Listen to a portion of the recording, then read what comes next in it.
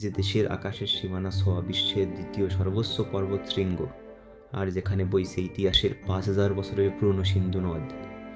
স্বাগতম আপনাকে বৈচিত্র্যের দেশ পাকিস্তানে। পাকিস্তান দক্ষিণ এশিয়ার একটি দেশ, যার একদিকে সুবিশাল হিমালয় আর অন্যদিকে আরব সাগরের নীল জলরাশি।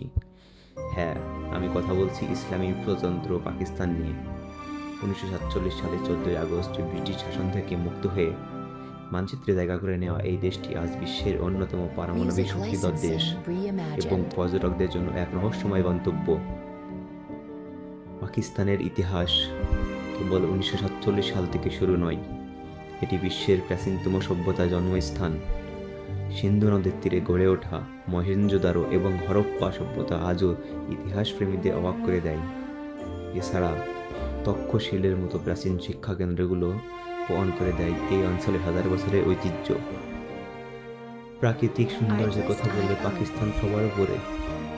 আপনি কি পাহাড় ভালোবাসেন? তবে পাকিস্তানের উত্তর দিকে আপনার জন্য স্বর্গ। বিশ্বের দ্বিতীয় সর্বোচ্চ পর্বতশৃঙ্গ এখানে অবস্থিত। নালাবা valley, Syed valley, Punja valley সৌন্দর্য দেখে আপনার মনে হতে পারে আপনি সুইজারল্যান্ডে আছেন।